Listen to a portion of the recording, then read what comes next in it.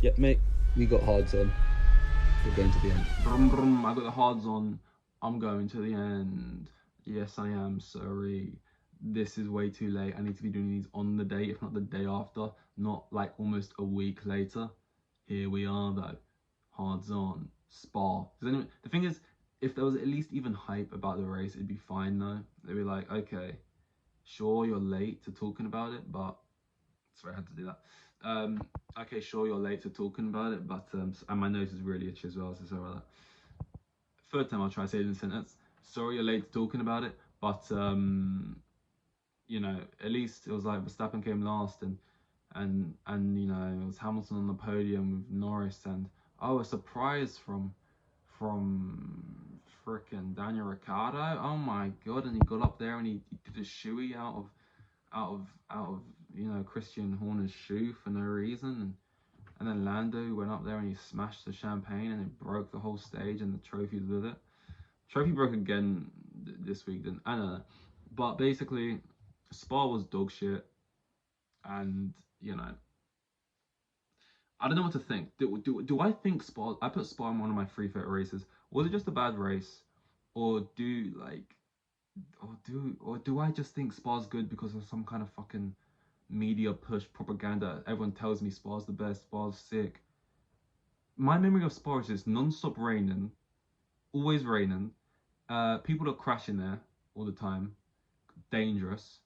Sure, more so in the lower levels of Formula One, but well, not of Formula One, but of racing. But that's always happening. So that makes them tentative when it comes to racing. So you never end up actually driving on the wets because they're tentative because there's been tragedies on the track because it's fucking dangerous. So you end up just driving on like inters onto slicks, and then all the excitement comes when the track is kind of damp. But then by the end of all the qualifying sessions, it was basically dry anyway. So Verstappen was always, the favorite basically to always be on par and be the. It was always when it was important, the track was always dry, which is what was best for that car.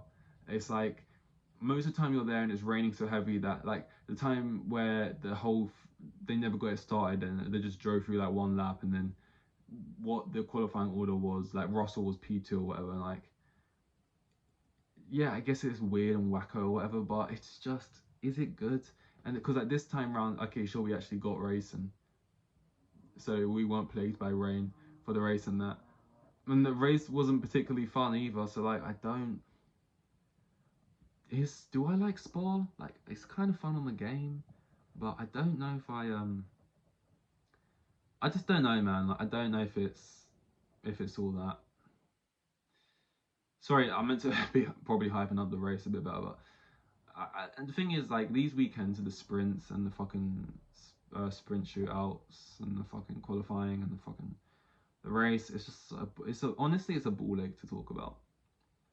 Cause in theory, I enjoy it. I like it. It's like the fun action starts on a Friday instead of a Saturday, and you're getting more things to watch. On a Saturday, you're getting to watch a qualifying and a bit of a race, and it's like, okay, that's fun. But then, like, in reality, the way it actually plays out, Austria an exception, I guess. But in reality, the way it actually plays out is you watch stuff which feels irrelevant and boring, and it all turns out to be kind of mushed together crap that you don't really care about. So it's like quantity over quality. I've said this before, but like, it's so uninteresting watching the sprint because it means nothing. It's for like minimal points and it doesn't even, the order has no impact on the actual race, which I think some purists like because they want qualifying to be qualifying and pole to mean something. But like, make up your mind. Like, I just, this to me is just shit. Like, it doesn't matter. Like, sprint doesn't matter. It's like you might have a fun race, but it's like watching a friendly. Like, sure, you could have a great game, but it's a friendly, And then you got the two qualifying, and like, I guess these should be opportunities for more crazy things to happen. Maybe it feels extra boring because even with all these extra opportunities for other people to do stuff, it's still just Verstappen winning everything. And he didn't get the complete flawless, weekend because Hamilton took that fastest in that. But you know what? He may as well have. He got it last time at Austria, and he's going to win every race. Hoping that this break changes something. It's sort of summer break.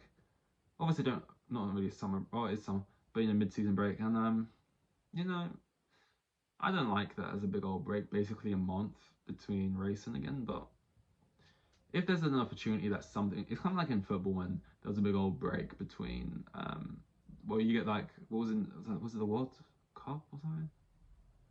What was going on in the middle of last season? Why there was it the World Cup? Was it the Euros? What the fuck happened? I don't remember. But it was like it was an excuse to try and believe that Arsenal might lose some of that form. Like there was gonna be this break around Christmas, and then we'll come back, and hopefully Arsenal they'll lose something over it, and that's kind of what I'm just hoping for with Red Bull. Not that they're gonna just lose something, that's not how it would work, but people could catch up. But we'll see. Like I usually rate my quali and then the race rundown and then the hard, medium, softs. It's gonna be very much together for this because it's like I just don't remember. It doesn't help I'm doing this like days later, but still I don't remember the differentials between which quali was which. I know Piastri had a good time in quali for one. I know no McLaren's are good. But this is what was not annoying. It was like they wouldn't put them out onto wet tires because they was clearly being tentative because the track's clearly too dangerous for certain categories, and there was like a death, you know, Delano, and that was clearly in people's minds why they didn't want to put people out to wet because they don't want to. You're in a lose-lose situation. You don't put people out, you get the commentators complaining, going, honestly, I don't believe this. Or you do put them out and then something bad happens, you get blamed for it. It's like, I get it, but it's like, if the track is like making you think that way about it, just get rid then, I guess. Like, just get rid. I don't know watching the sport long enough to have a huge affinity for it or like history kind of love for it, but it's like the wet tires there for a reason. And it's like, it was annoying because they would put them out onto inters, and then by the end of each session, when it actually mattered about who's getting pole and that, fucking it would be bone dry and it'd basically just be Verstappen and it'd be back to his sort of what's best for him and that car. So it was annoying because it was like it was only interested in Q1 when it doesn't really fucking matter, you know. And like it almost like I'm actually pissed about this. I just remembered it almost mattered, you know.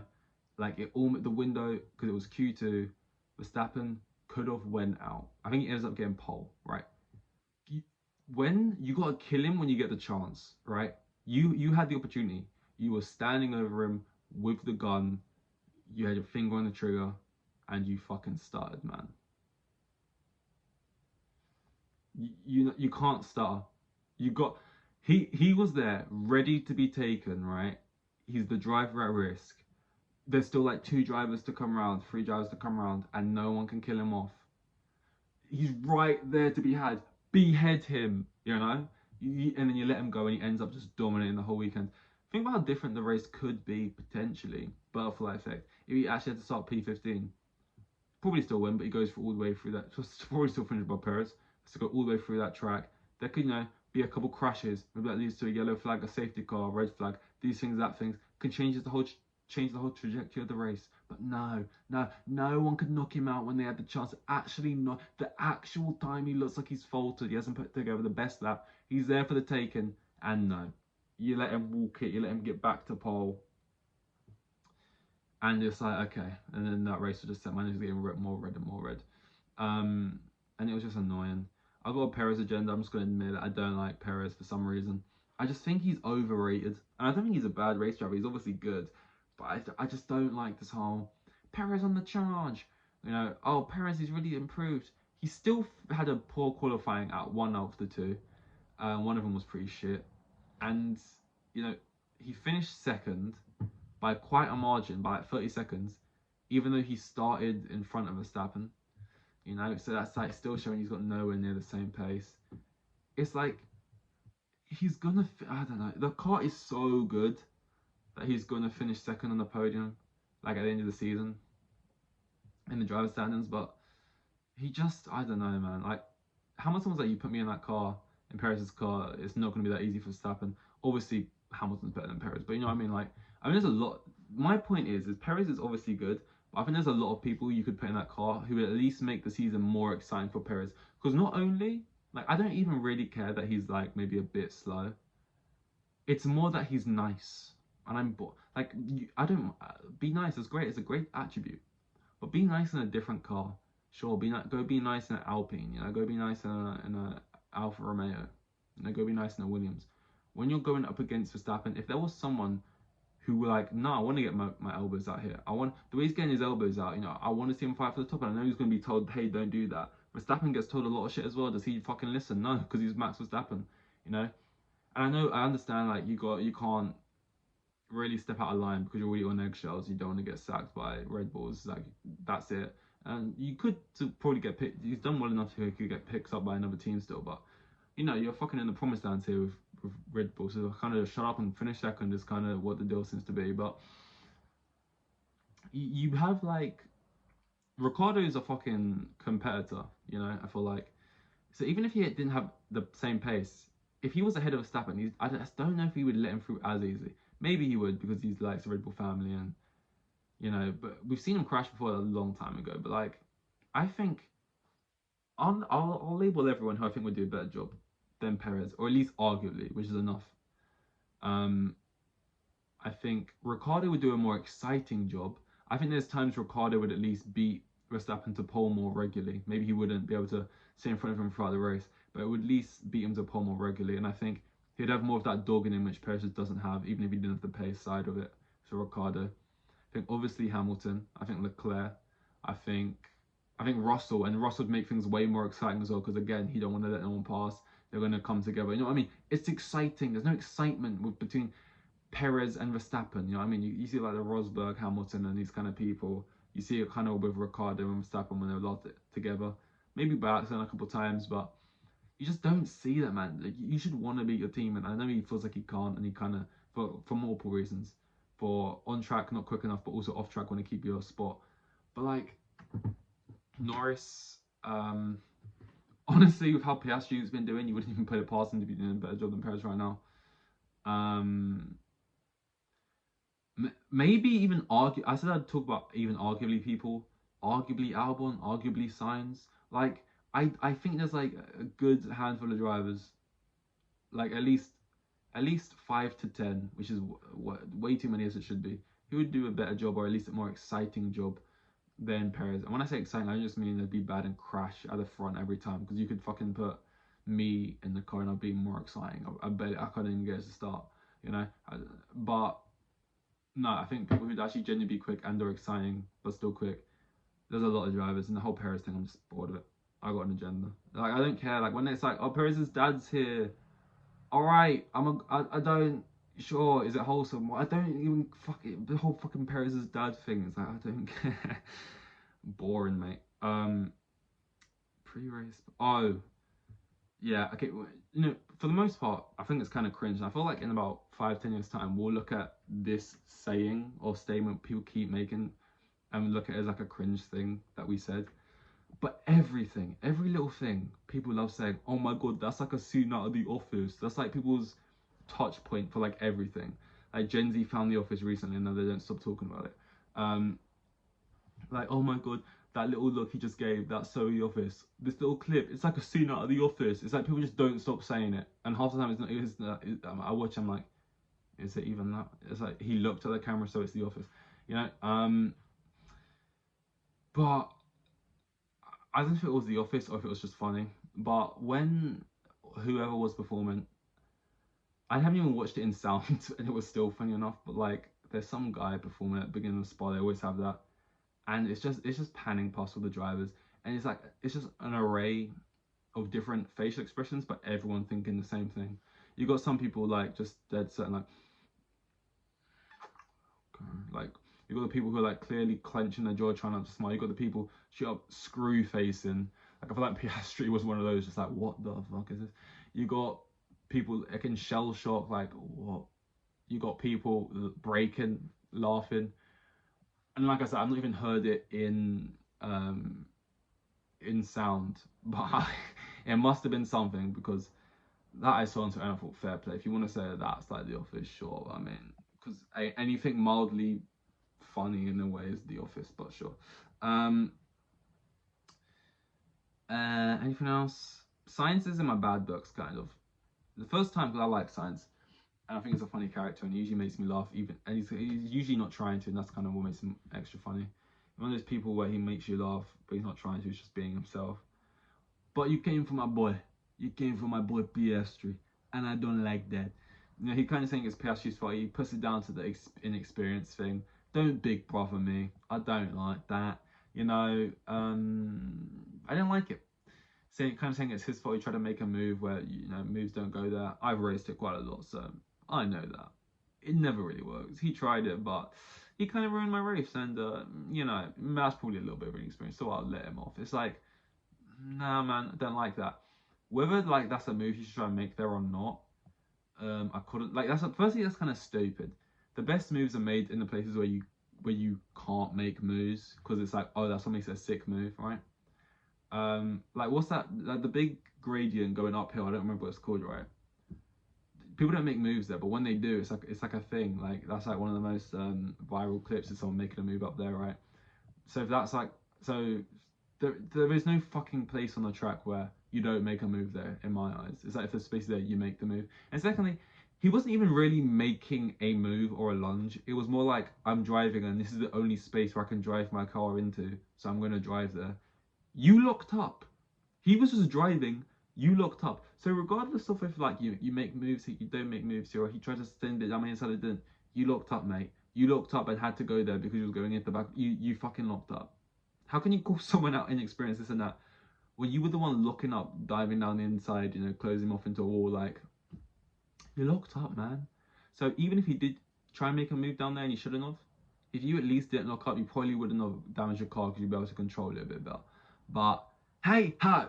You know, signs, I'll get over it, I'll forgive you. You got a whole month until the next race, I'll be over it by then. Tsunoda and Ricciardo kind of went back and forth. Like, Tsunoda did better in qualifying, and then Ricciardo did better in the other qualifying. And then Ricciardo did better in the sprint race. Almost gets a point, Russell takes it. And then Tsunoda does better him in the actual race. So they had a really equal weekend, trading blows. Hamilton gets that penalty for Perez. You know, again, you're fighting fire with my boy Perez. It ain't gonna make me like you more. Not that he ever did anything wrong there, but it's just kind of, it's like, you know, when certain things happen in sport, you're like, that's not a fucking foul. Fuck it, that's not a penalty. It's not a yellow. It's just not a red though. It's like, shut the. It's like, it's sometimes you watch it. It's like, really, I get a penalty. Like, okay, sure, it ruined his race that he had damage, but like, fucking hell, if I can't send it down here, like, it's like with Formula One, it's different because, you know, basketball, it's a non-contact sport. You go up for a layup or something and someone slaps your wrist. That's a free throw, right? Football's a contact sport. It's one of those things. So sometimes you're watching football, you're like, it's a fucking contact sport. I can go shoulder to shoulder with them 50-50. Why? And then they'll give a foul. Like, what the hell? And I feel like Formula One, I kind of give it the same feeling as football, but sometimes they grade it more like it's basketball. Like, you tapped. Whereas I'm like, bro, you can go together sometimes 50-50. Sure, like you can injure someone in football. You can tackle them, win the ball, and you could snap their leg. It's not a red card. Like, yeah, their leg is snapped. It's a freak accident. I won the ball. It doesn't, like, the severity of the injury, or like whether it's high or low or whatever, doesn't then mean it's a fucking foul or a free kick or a same thing. But, you know, yellow or red. Like, to me, it's like, you got damage, sure. We touched, sure. Because I was trying to overtake you. But it's like, fucking hell, what are we even doing here, man? I'm just gonna fucking drive around in bubble wrap. That's like, I'll only overtake you on the straights when I've got DRS. It's just like, what the fuck are we doing? Just pisses me off. It's like, we fucking racing on what? Like, I get it, it's not fucking bumper cars, it's ain't Formula E, like, but still, like, fucking 5 seconds, just grow up. Like, these are clearly the opinions of someone who's watched this for like 2-3 years. Like, genuinely, I watch it sometimes, I'm like, fucking grow up. I just say that to my fucking self, like a weirdo. And then finally, there's down here, Kravitz and Crofty. They don't like each other, do they? Or at least Kravitz doesn't like Crofty. I could see Crofty being like blissfully ignorant and just unaware to the fact that like Kravitz doesn't like him. But the amount of times they cut to Kravitz, or maybe and I get it, sometimes people say this about British people, it's like, they're not being rude, they're just being British. Because they're just uppity and like fucking, I'm saying they, like I'm not, but they're just like, you know, very dry and like, I don't know the right words are. You know, and blunt and stuff. But like, God, that sometimes with Kravitz, it does just come across like, you know, Kravitz is the type of guy where he says something rude, like rude. He's not being rude, he's just being British, but he says something like that, right? And like, he's like your girlfriend's dad or whatever, and you meet him for the first time. and he says something like that, kind of comes across kind of rude, and the girlfriend or the mom has to be like, oh, don't mind him. That's just what you like. That's just, oh, don't mind him. He's just that's just Kravitz. And it's like, people like that just piss me off. Why do you have to have someone around safeguard like fucking damage limitations fucking your little lawyer? Oh, don't mind. That's just every single time you no, it's not just you. It's not just your sense of humor. You're just rude and annoying. Like sometimes he jumps up, and Crofty just don't deserve it. Sometimes, you know, like Crofty will just say something like, "Hey, do you know if it's raining down there?" And then he was like, well, I told you 5 minutes ago it wasn't fucking raining then, so it's still not now." It's just like, you don't need to. Come on, man. We're on the same team here. But you know, I'll keep you posted on that. We're gonna get to the bottom of this Crofty Kravitz thing. That is all. I don't know what race is next in a month's time, but we've got a little break. I hope it's a good one. I really do, because Spa was not a good one. I want to check that after this. I'm looking forward to Vegas whenever that comes up, and a couple others, but yeah, not the best race here. Not the best race. Oh, my soft, medium, hard awards. Soft award will go to Science for complaining. More complaining list than actual damage. More for the comments. The medium award, Perez. It's not really his fault, but the whole penalty thing with Hamilton. But he still had a decent weekend, so it's medium for me. Hard, Piastri. He led some laps, man. He led some laps. And that's more than we can say for a lot of the other drivers, because it's just been Verstappen out front. So he'll go hard. That's all. Good one. Dankeschön.